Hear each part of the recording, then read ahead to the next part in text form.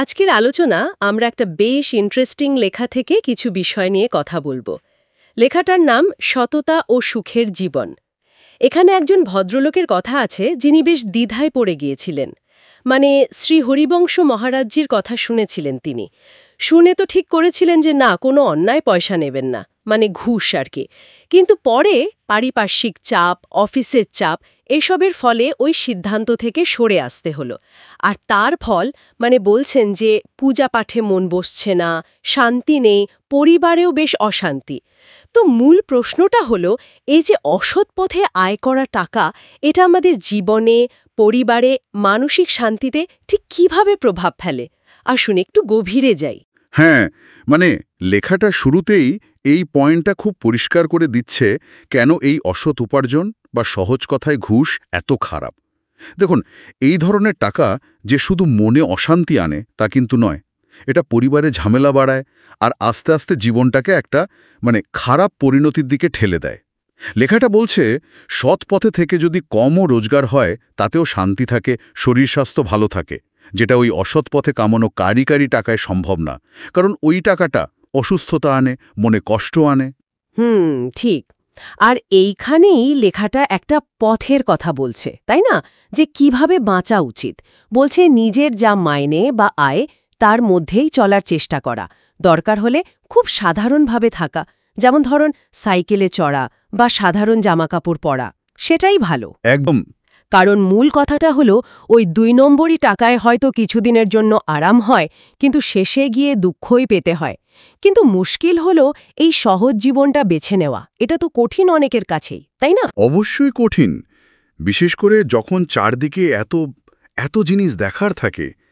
লেখাটাতে কিন্তু এই তুলনার ব্যাপারটা নিয়েও কথা আছে, যে অন্যের বড়লোকি চালচলন, দামি গাড়ি, বিশাল বাড়ি, এসব দেখে নিজেরা প্রভাবিত হয়ে যায় আমরা। কিন্তু লেখাটা বলছে ওই পথে না গিয়ে নিজের নীতিতে ঠিক থাকতে। আর একটা হুঁশিয়ারিও দিচ্ছে কিন্তু, যারা অসৎ পথে খুব সফল মনে হয় বাইরে থেকে, তাদের জীবনেও হঠাৎ করে বড় বিপদ বা দুর্ঘটনা ঘটে যেতে পারে। তাদের দেখেও তো শেখার আছে। হ্যাঁ, এই তুলনা এড়ানোর ব্যাপারটা খুব জরুরি তাহলে।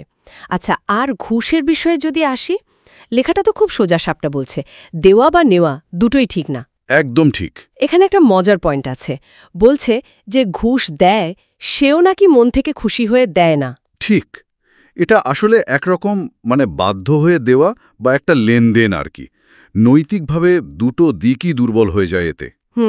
আর লেখাটা বিশেষভাবে সাবধান করছে ওই ঘুষটা নিয়ে, যেটা সে খুব বড় অন্যায়, অবৈধ কাজ করে যারা টাকা কামায় তাদের থেকে। বলা হচ্ছে এই বিশাল অঙ্কের অসৎ টাকা যে নেয়, তার বিচার বুদ্ধি পুরো নষ্ট হয়ে যেতে পারে। বলেন কি? হ্যাঁ, আর ব্যাপারটা শুধু তার মধ্যেই থাকে না, তার পুরো পরিবারটাকেও ধ্বংসের দিকে ঠেলে দেয়। এটাকে অনেকটা বিষের মতো বলা হয়েছে। বিষ?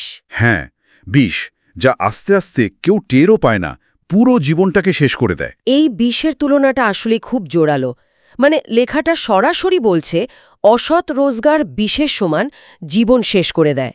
তাই এই টাকার লোভ না করে বরং এটাকে ভয় পাওয়া উচিত। ঠিক তাই। এটা শুধু নীতি আদর্শের ব্যাপার নয়, লেখাটা বলছে এটা জীবনের ঝুঁকি নেওয়ার মতোই। বুঝলাম। সেই জন্যই তো লেখাটাতে বারবার ঘুরে ফিরে আসছে ওই কথাটা, খেটে রোজগার করো, সৎ পথে চলো, নিজের যা আয় তার মধ্যেই সংসার চালাও, সাধারণ জীবন, দরকার হলে নুন রুটি খাও, সাধারণ জামা পরো, সাইকেলে চলো। এই সব কিছুই অসৎ পয়সার বিলাসিতার চেয়ে অনেক ভালো।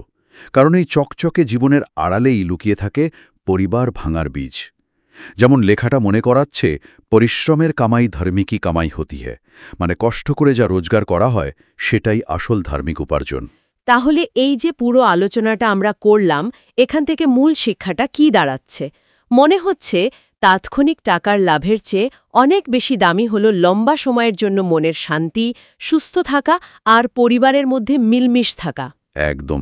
লেখাটা আমাদের খুব জোর দিয়ে এটাই মনে করাচ্ছে, অসৎ পথে পাওয়া জিনিস বাইরে থেকে দেখতে যতই ভালো লাগুক, শেষে গিয়ে কিন্তু ক্ষতিই করে। আমরা শুরুতে যে ভদ্রলোকের দ্বিধার কথা শুনছিলাম, এই আলোচনাটা হয়তো তার পরিস্থিতিটা বুঝতে একটু সাহায্য করে। হ্যাঁ, এই আলোচনাটা আমাদের সবার সামনেই একটা খুব গোড়ার প্রশ্ন এনে দাঁড় করায়।